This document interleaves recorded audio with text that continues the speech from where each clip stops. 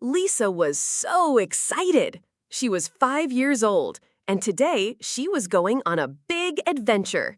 Whee! She shouted, zipping up her little red suitcase.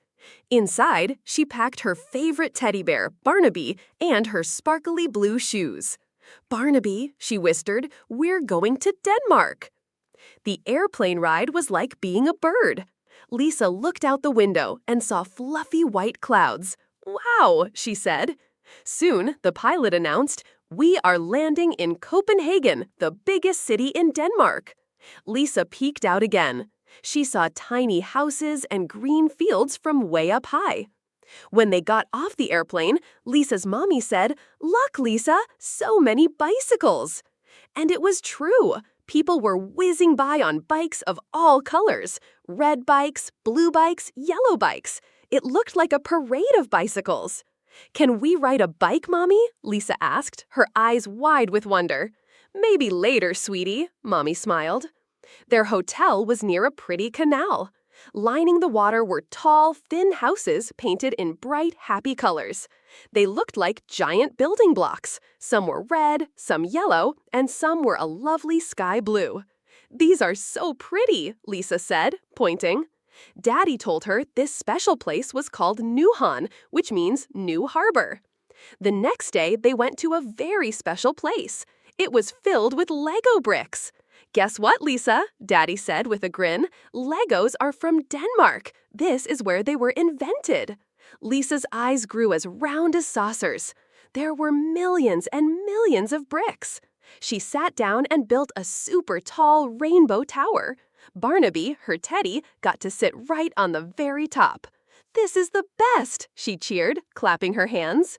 Later, they went to see a famous statue by the big blue sea. It was a lady sitting quietly on a smooth gray rack, looking out at the water. "That's the Little Mermaid," Mommy whispered. "She's from a famous fairy tale." Lisa waved to the mermaid. "Hi, Little Mermaid," she whispered. Mommy told her hi, pronounced like hi, is how you say hi in Danish. In the evening, they visited a magical place called Tivoli Gardens. It was like stepping into a dream. Twinkly lights sparkled everywhere, on the trees, on the fun merry-go-rounds, and even on a big pirate ship ride. Lisa chose a little carousel horse that went up and down, as music played. She giggled and giggled, her hair flying behind her. For a special treat, Lisa got to try a real Danish pastry. It was swirly and golden brown, with sweet cinnamon and yummy glaze. This is delicious," she said, licking a little bit of sticky sweetness from her fingers. When the kind lady at the bakery counter gave it to her, Lisa remembered another Danish word. "Tak," she said proudly.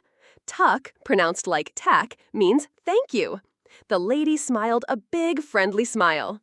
One afternoon, it started to rain a little, pitter-patter on the windows. So Lisa and her family found a cozy little cafe.